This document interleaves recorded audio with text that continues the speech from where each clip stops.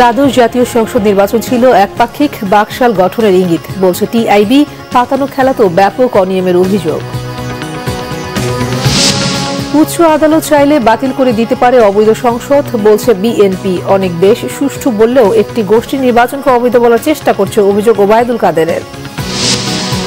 পররাষ্ট্রমন্ত্রীর সাথে মার্কিন ও ইইউ রাষ্ট্রদূতের বৈঠক, নির্বাচন নিয়ে আলাপ করেননি হাস। পর্যবেক্ষকের রিপোর্টের ভিত্তিতে ব্যবস্থার আভাস হোয়াইটলি।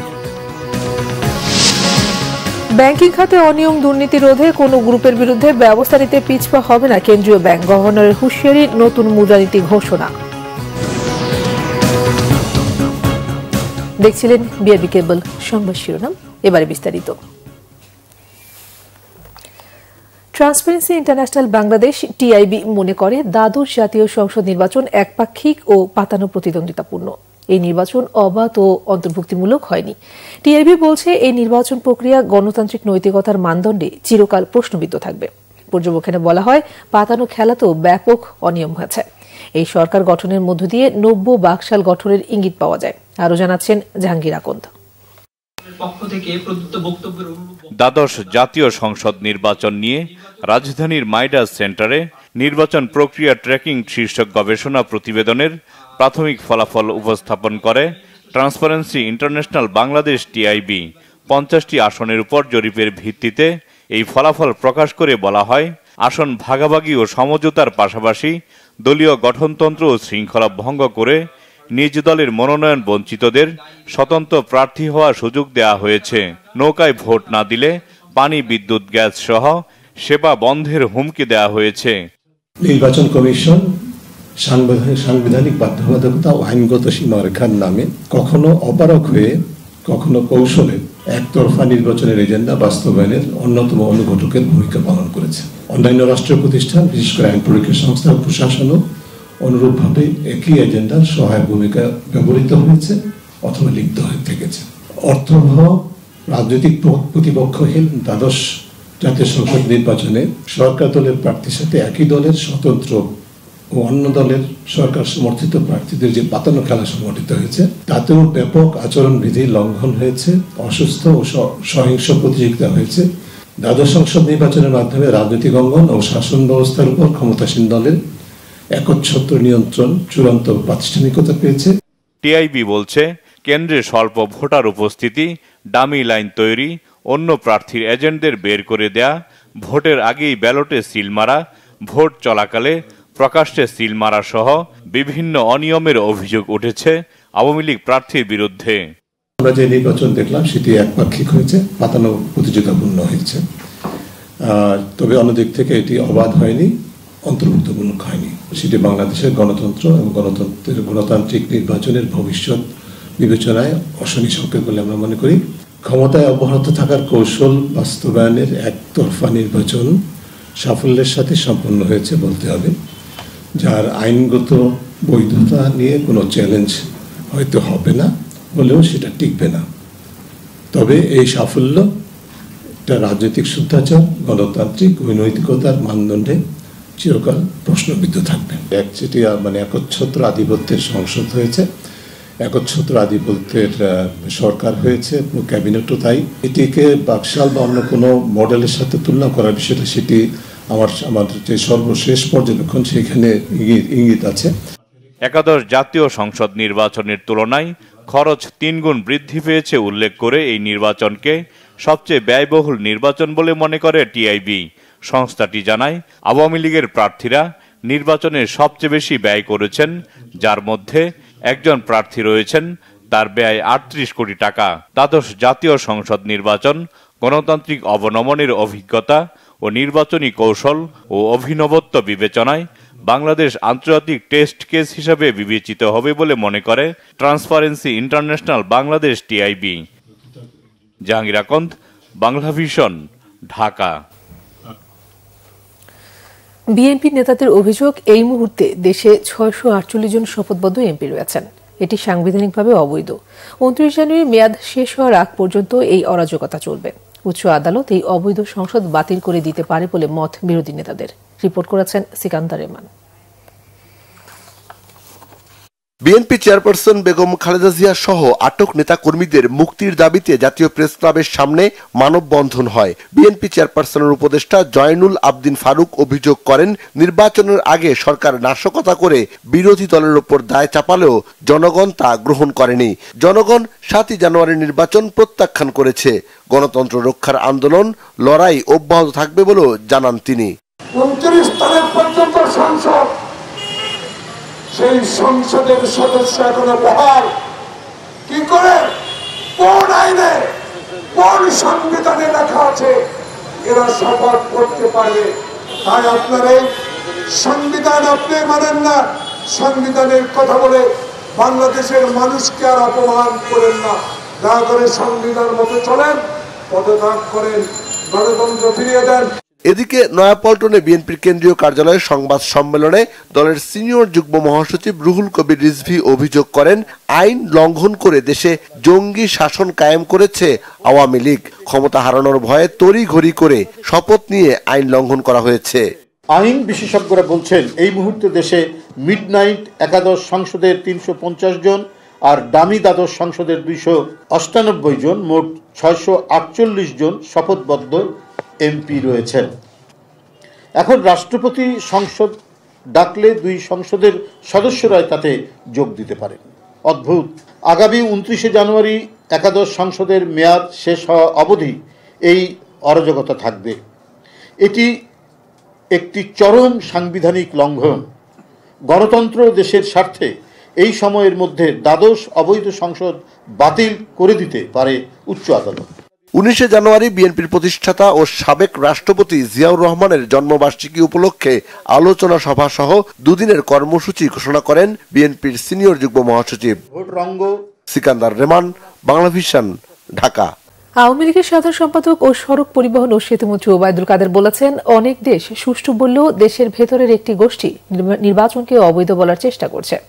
ওবায়দুল কাদের বলেন, দ্বাদশ জাতীয় নির্বাচনের পর পাকিস্তানের রাষ্ট্রদূত, এমনকি মার্কিন রাষ্ট্রদূতও এই সরকারকে অভিনন্দন জানিয়েছেন। বলেন, সংবিধান মেনেই শপথ নিয়েছেন নির্বাচিত সংসদ সদস্যরা। আরও জানাচ্ছেন মুহিবুল্লাহ মুহিব। রাজধানীর বঙ্গবন্ধু এভিনিউতে দলের কেন্দ্রীয় কার্যালয়ে ঢাকা মহানগর উত্তর ও দক্ষিণ আওয়ামী লীগের যৌথ সভা অনুষ্ঠিত হয়। এ সময় আওয়ামী লীগ সাধারণ সম্পাদক ওবায়দুল কাদের বলেন, বিএনপিকে এখন অপেক্ষা করতে হবে কবে মার্কিন নিষেধাজ্ঞা আসে। নতুন নির্বাচনী ট্রেনের জন্য এখন 5 বছর অপেক্ষা করতে বিএনপিকে পরামর্শ দেন তিনি। পাতানো নির্বাচন ছিল, তাহলে আজকে পৃথিবীর নামি দামি গণতান্ত্রিক দেশগুলো বাংলাদেশের এই নির্বাচন মোটামুটি সুষ্ঠু হয়েছে একথা বলে প্রশংসা করে কেন? ইভেন পাকিস্তানের হাই কমিশনার পর্যন্ত আমাদের প্রধানমন্ত্রীকে অভিনন্দন জানিয়ে দিয়েছে। কত রং দেখালেন, কত জাদুই বা দেখালেন। তো সেই মার্কিন রাষ্ট্রদূত পিটার আশাই, তিনিও অভিনন্দন জানিয়েছেন। এখন স্বপ্ন দেখছেন কখন ভিসা নিষেধাজ্ঞা, কখন ভিসা নীতি প্রয়োগ হবে, কখন নিষেধাজ্ঞা আসবে। অপেক্ষা করুন, ধৈর্য ধরুন, রোজ কিয়ামত পর্যন্ত অপেক্ষা করুন। ওবায়দুল কাদের আরো বলেন, হেরে যাবার ভয়েই নির্বাচনে অংশ নেয়নি বিএনপি, তাই এখন বিএনপি একটি হতাশার শিবিরে পরিণত হয়েছে। তাদের দলের উঁচু থেকে নিচতলা পর্যন্ত এখন চরম হতাশা, চরম হতাশাগ্রস্তদের শিবিরে পরিণত হয়েছে বিএনপি। শেখ হাসিনা যে নেতৃত্বে বাংলাদেশ একটা নির্বাচন, সুন্দর নির্বাচন হয়েছে, ভালো নির্বাচন হয়েছে, এর প্রশংসা সারা দুনিয়া আমরা শুনতে পাচ্ছি। কিন্তু বাংলাদেশই কেবল একটি মহল এই নির্বাচনকে তারা পছন্দ করতে পারছে না, নানান কথা বলে। এখন নতুন করে বলছে যে এই সংসদ অবৈধ। বিএনপি নিজেদের অফিসে তালা লাগিয়ে আবার নিজেরাই সেই তালা ভেঙেছে বলেও অভিযোগ করেন ওবায়দুল কাদের। তারা তালা লাগাতেও জানে, ভাঙতেও পারে, এ বিদ্যা তারা অত্যন্ত চতুর। মুহিবুল্লাহ মুহিব, বাংলা ভিশন, ঢাকা। এশীয় উন্নয়ন ব্যাংকের কান্ট্রি ডিরেক্টর অ্যাডমিন গিন্টিং বলেছেন, প্রধানমন্ত্রী হিসেবে শেখ হাসিনার প্রত্যাবর্তন বাংলাদেশের সুন্দর ভবিষ্যতের জন্য অত্যন্ত জরুরি ছিল।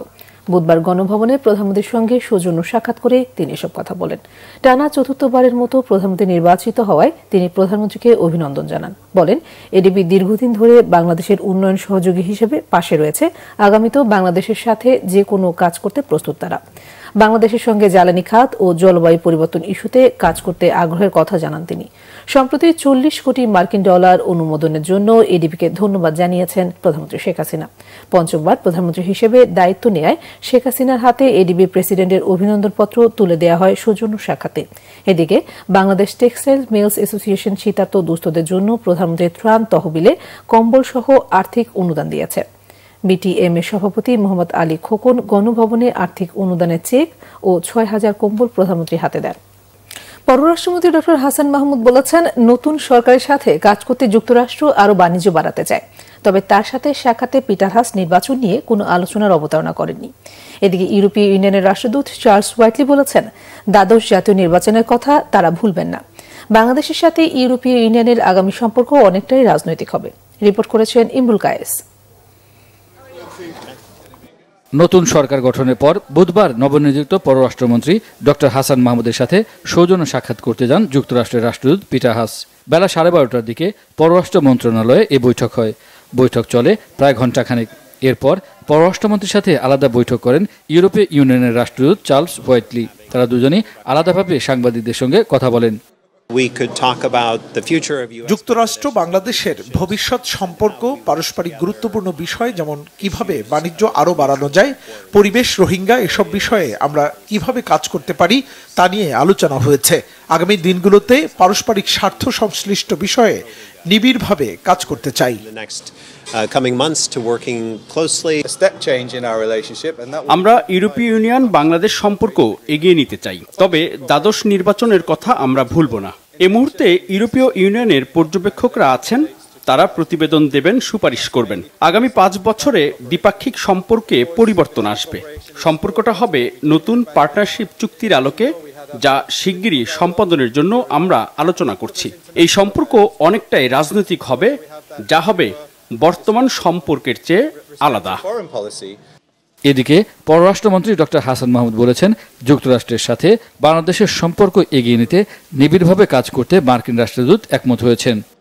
আমরা উভয় দেশ আমাদের সম্পর্ককে আরও ঘনিষ্ঠ করার লক্ষ্যে, আমাদের বাণিজ্য আরও বিস্তৃত করার লক্ষ্যে এবং একই সাথে আমাদের এই জঙ্গি দমন এবং ফ্যানাটিজম এর মোকাবেলা করার ক্ষেত্রে এবং অন্যান্য সব ক্ষেত্রে আমাদের সহযোগিতা আরও বাড়ানোর লক্ষ্যে কাজ করবে বলে অভিপ্রায় ব্যক্ত করেছি। যুক্তরাষ্ট্রের রাষ্ট্রদূত নিজে থেকে নির্বাচন নিয়ে কোনো প্রশ্নের অবতারণা করেননি, বরং আমি তাদের দেশ থেকে যে অবজারভার এসছে সেজন্য তাকে ধন্যবাদ জানিয়েছি। তিনি নিজে থেকে এই প্রসঙ্গ অবতারণা করেননি, এই নিয়ে কোনো প্রশ্নও তোলেননি। শীতের সাথে ঘন কুয়াশা না হলে নির্বাচনের দিন ভোটার উপস্থিতি আরও 10% বেশি হতো বলে মন্তব্য করেন ড হাসান মাহমুদ। নির্বাচনের দিন অনেক কুয়াশা ছিল সকালবেলা এবং ঠান্ডাও ছিল। সেটি না হলে পরে তাহলে ভোটার টার্নআউট হয়তো আরও 10% বেশি হতো। ইমরুল কায়েস, বাংলা ভিশন, ঢাকা।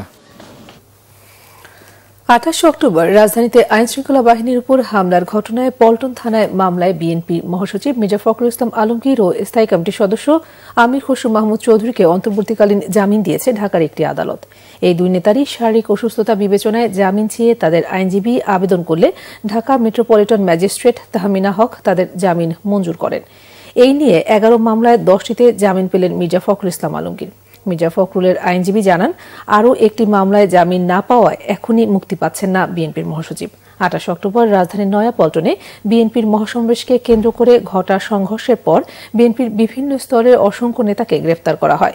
29 অক্টোবর গ্রেফতার করা হয় মির্জা ফখরুলকে। এর কয়েকদিন পর গ্রেফতার করা হয় আমির খসরুকে। বিএনপির আরেক শীর্ষ নেতা মির্জা আব্বাসও একই সময় গ্রেফতার হয়ে কারাগারে আছেন।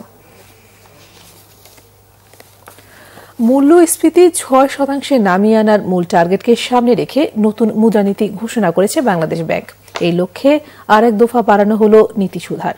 কেন্দ্রীয় ব্যাংকের গভর্নর আব্দুর রউফ তালুকদার বলেছেন, ব্যাংকিং খাতের অনিয়ম দুর্নীতি রোধে কোনো গ্রুপের বিরুদ্ধে ব্যবস্থা নিতে এতটুকু পিছপা হবেন না তিনি। বিস্তারিত জিয়াউল হক সবুজের রিপোর্টে। কিছুতেই বাগে আসছে না নিত্যপণ্যের দাম।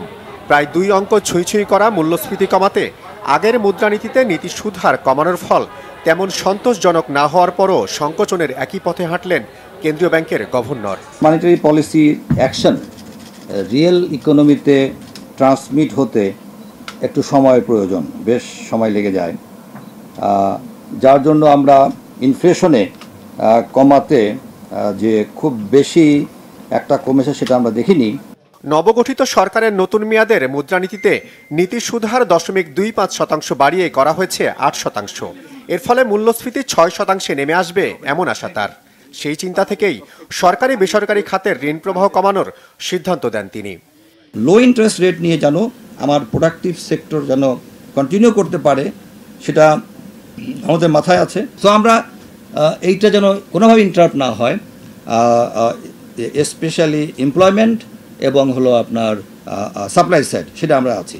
আর গ্রোথ যেটা বললেন, গ্রোথ নিয়ে এখন আমাদের মাথা ব্যথা নাই, আমাদের এখন ইনফ্লেশন কমাতে হবে। সো ইনফ্লেশন কমানোর জন্য যদি গ্রোথ 1% কমেও কোনো অসুবিধা নাই। মার্কিন ডলারের দাম বাজারের ওপর ছেড়ে দেওয়ার নীতি চালুর কথা ভুলে গিয়ে ট্রোলিং পেগ পদ্ধতি নামের জটিল পদ্ধতি চালুর ঘোষণা দেন তিনি। আমরা রিয়েল ইফেক্টিভ এক্সচেঞ্জ রেট সেটাকে আমরা তৈরি করতে চাই, এবং সেই রিয়েল ইফেক্টিভ এক্সচেঞ্জ রেটটা যেটা হবে, আমরা আমাদের যে মূল ট্রেডিং পার্টনার আছে, আমরা দেখেছি যে 15টা কান্ট্রি যদি আমরা নেই তাহলে 85% অফ আওয়ার ট্রেডিং সেটাকে কভার করে। তাহলে তাদের যে এক্সচেঞ্জ রেটটা কত এবং তাদের ইনফ্লেশন কত, আমাদের রিলেটিভ এক্সচেঞ্জ রেট কত, আমাদের ইনফ্লেশন কত, সেটাকে দিয়ে আমরা একটা খুব কমপ্লেক্স ফর্মুলা আছে, যারা আপনারা ইকোনমিক্স পড়েছেন এটা ভালো জানেন, সেই বেসিসে আমরা এই রেয়ারটা তৈরি করছি। দেশের নামি দামি 5টি ব্যাংকের কর্তৃত্ব যাদের হাতে, এমন বড় কোনো গ্রুপের কথায় নীতির প্রশ্নে আপোষ না করার হুঁশিয়ারি তার। আমি চাকরি ছেড়ে এখানে আসছি, যে কন্ট্রাকচুয়াল জব, এটা কন্ট্রাকচুয়াল জব জানেন যে আমি ছেড়ে দিতে পারি যে কোনো সময় 1 মাসের নোটিশ দিয়ে, গভর্নমেন্ট আমাকে বলতে পারে তুমি চলে যাও। সো এখানে চেয়ার ছাড়ার কোনো ভয় নাই, আর সেই ভয় থাকলে আমি অবশ্য অর্থ সচিবের চাকরি ছেড়ে এখানে আসতাম না। তো এটা আপনারা খুব ভালো জানেন যে আমি এই সমস্ত ভয়টাই পাই না। গভর্নর জানান, রাজনৈতিক অনিশ্চয়তা দূর হওয়ায় স্বস্তি ফিরেছে অর্থনীতিতে। এর ফলে সরাসরি বিদেশি বিনিয়োগ বৃদ্ধির পাশাপাশি পাইপলাইনে থাকা বৈদেশিক সহায়তার অর্থ ছাড়ও আরও বেগবান হবে। আমাদের অবজেক্টিভকে সামনে রেখে। Ziaul Haque Sabuj, Bangla Vision, Dhaka. Centre for Policy Dialogue CPD বলছে, বাংলাদেশের ব্যবসা মন্দার জন্য দুর্নীতি সবচেয়ে বড় প্রতিবন্ধকতা। বড় ব্যবসায়ী থেকে ছোট ও মাঝারি ব্যবসায়ীরা বেশি ক্ষতিগ্রস্ত হচ্ছে। বুধবার সকালে প্রতিষ্ঠানটির গবেষক ও পরিচালক খন্দকার গোলাম মোয়াজ্জেম এই কথা বলেন। আরো জানাচ্ছেন দীপন দেওয়ান। অনেক বেশি গুরুত্বপূর্ণ তার বাংলাদেশের ব্যবসায়িক পরিস্থিতি নিয়ে গবেষণা করে Centre for Policy Dialogue CPD. 2023 সালের মে থেকে জুলাই মাস পর্যন্ত ঢাকা, গাজীপুর এবং সাভার এলাকার বিভিন্ন ব্যবসায়ীদের সাথে কথা বলে এই গবেষণা করেন। গবেষণার ফলাফল জানাতে বুধবার সকালে সিপিডি কার্যালয়ে সংবাদ সম্মেলনের আয়োজন করে প্রতিষ্ঠানটি। এই সময় গবেষণার বিভিন্ন বিষয়ে জানিয়ে রিসার্চ ডিরেক্টর জানান, ব্যবসা খাতে এশিয়া এবং দক্ষিণ এশিয়াতে পিছিয়ে বাংলাদেশ। গত 3 বছর ধরে ব্যবসা মন্দার জন্য দুর্নীতি মূলত দায়ী। 2/3 ব্যবসায়ী এখনো বলছেন যে দুর্নীতি বাংলাদেশের ব্যবসার ক্ষেত্রে সবচেয়ে বড় প্রতিবন্ধকতা। বড় ব্যবসায়ীর জন্য 100%, মাঝারি 61% এবং ক্ষুদ্রের জন্য 56%। এদের জন্য হয়তো করাপশনটা হয়তো গা সওয়া হয়ে যেয়ে থাকতে পারে। তিনি আরো বলেন, 30% ব্যবসায়ী জানিয়েছে তাদের উৎপাদন বা বিক্রিতে পতন হয়েছে। সবচেয়ে বেশি উৎপাদন কমেছে ছোট ব্যবসায়ীদের। জ্বালানি একটা বড় চ্যালেঞ্জ হবে তাদের জন্য সামনের দিনগুলোতে, এবং সেই চ্যালেঞ্জ কিন্তু প্রকট থেকে প্রকটতর হচ্ছে। সেই জিনিসটি কিন্তু আমরা দেখতে পাচ্ছি। মূল্যস্ফীতিও গুরুত্বপূর্ণ, আমরা স্বাভাবিকভাবে মূল্যস্ফীতি গুরুত্বপূর্ণ, কিন্তু মূল্যস্ফীতির চেয়েও ব্যবসা জায়গা থেকে কিন্তু তার উৎপাদনে ব্যাঘাত হওয়াটা আরও বেশি চ্যালেঞ্জিং। সুতরাং জ্বালানি সরবরাহ জনিত কারণে যদি তার ব্যবসা শাটডাউন করতে হয়, স্কেল ডাউন করতে হয়, এমনকি তিনি যদি কিছু সাময়িককাল যদি বন্ধ রাখতে হয়, তাহলে অবশ্যই সেটা তার জন্য বড় চ্যালেঞ্জ। যে ব্যয় দিয়ে অবকাঠামো পাওয়া গেছে এর থেকে কম ব্যয় করে এই অবকাঠামো উন্নয়ন করা সম্ভব ছিল বলেও মনে করেন এই গবেষক। অনেক বেশি গুরুত্বপূর্ণ। দীপন দেওয়ান, বাংলা ভিশন, ঢাকা। বাজারে মাছ, মাংস ও ডিমের দাম কেন বেশি সেটি খতিয়ে দেখার কথা জানিয়েছেন মৎস্য ও প্রাণী সম্পদ মন্ত্রী আব্দুর রহমান। গতকাল সচিবালয়ে সাংবাদিকদের সাথে আলাপকালে তিনি এসব কথা বলেন। মৎস্য ও প্রাণী সম্পদ মন্ত্রী বলেন, সব পণ্যের উৎপাদন ও মজুত পরিস্থিতি স্বাভাবিক, তারপরও কেন দাম মানুষের আওতার বাইরে সেটি দেখতে হবে। মন্ত্রী বলেন, নিত্য পণ্যের দাম নিয়ে সরকার উদ্বিগ্ন। প্রাণী সম্পদ মন্ত্রী আরও বলেন, আসন্ন রমজানে যেসব এলাকায় নিম্ন আয়ের মানুষ বেশি সেসব জায়গায় ট্রাকে করে কম দামে মাছ, মাংস ও ডিম পাবে প্রান্তিক জনগোষ্ঠী। সরকার ভর্তুকি দিয়ে নিম্ন আয়ের মানুষের কাছে সাশ্রয়ী দামে এসব পণ্য পৌঁছে দেওয়ার ব্যবস্থা করবে বলে জানান তিনি। মন্ত্রী বলেন, যারা সিন্ডিকেট করে ডিম সহ বিভিন্ন পণ্যের দাম বাড়াচ্ছে তাদের কোনো ছাড় দেবেন না। স্থানীয় সরকার, পল্লী উন্নয়ন ও সমবায় মন্ত্রী তাজুল ইসলাম বলেছেন, ডেঙ্গুর প্রকোপ কমে যাবে, এখনই তা বলা যাবে না। বুধবার সচিবালয়ে ডেঙ্গু সহ মশাবাহিত অন্যান্য রোগ প্রতিরোধ বিষয়ক জাতীয় কমিটির প্রথম সভায় তিনি এসব কথা বলেন। সরকার পরিবেশ বান্ধব কীটনাশক আমদানি করে জানিয়ে মন্ত্রী বলেন, 2019 সাল থেকে এগুলো আমদানি করা হচ্ছে। তাজুল ইসলাম বলেন, নতুন বেশ কয়েকটি কীটনাশক আবিষ্কার হয়েছে যেটা আরও বেশি কার্যকরী আর পরিবেশের জন্য কম ঝুঁকিপূর্ণ। সেগুলো বাণিজ্যিকভাবে আমদানির জন্য বিভিন্ন জনকে উৎসাহিত করা হচ্ছে বলেও জানান তিনি। মন্ত্রী বলেন, আপাতত সিটি কর্পোরেশনগুলোতে কীটনাশক সীমিত আকারে ব্যবহার করছে। 1 বছরের কর্মপরিকল্পনার কথা উল্লেখ করে মন্ত্রী বলেন, প্রতি বছরই কর্মসূচি নেওয়া হবে। সংবাদ শেষ করব বিআরবি কেবল শিরোনামগুলো আরেকবার জানিয়ে। দ্বাদশ জাতীয় সংসদ নির্বাচন ছিল একপাক্ষিক, বাকশাল গঠনের ইঙ্গিত বলছে টিআইবি। পাতানো খেলাতেও ব্যাপক অনিয়মের অভিযোগ। উচ্চ আদালত চাইলে বাতিল করে দিতে পারে অবৈধ সংসদ বলছে বিএনপি। অনেক দেশ সুষ্ঠু বললেও একটি গোষ্ঠী নির্বাচনকে অবৈধ বলার চেষ্টা করছে, অভিযোগ ওবায়দুল কাদেরের। পররাষ্ট্রমন্ত্রীর সাথে মার্কিন ও ইইউ রাষ্ট্রদূতের বৈঠক, নির্বাচন নিয়ে আলাপ করেননি পিটার হাস। পর্যবেক্ষকের রিপোর্টের ভিত্তিতে ব্যবস্থার আভাস হোয়াইটলি। ব্যাংকিং খাতে অনিয়ম দুর্নীতি রোধে কোনো গ্রুপের বিরুদ্ধে ব্যবস্থা নিতে পিছপা হবে না কেন্দ্রীয় ব্যাংক, গভর্নরের হুঁশিয়ারি, নতুন মুদ্রানীতি ঘোষণা। এই ছিল এখনকার মতো। পরে সংবাদ সকাল 10টায়, এর আগে 9টায় রয়েছে নিউজ টপ 10, দেখার আমন্ত্রণ রইল। এছাড়া বাংলা ভিশন সংবাদ এবং সংবাদ সংশ্লিষ্ট অনুষ্ঠান দেখতে ভিজিট করুন www.bvnews24.com ও facebook.com/banglavisionnews এবং সাবস্ক্রাইব করুন youtube.com/banglavisionnews। ধন্যবাদ সবাইকে।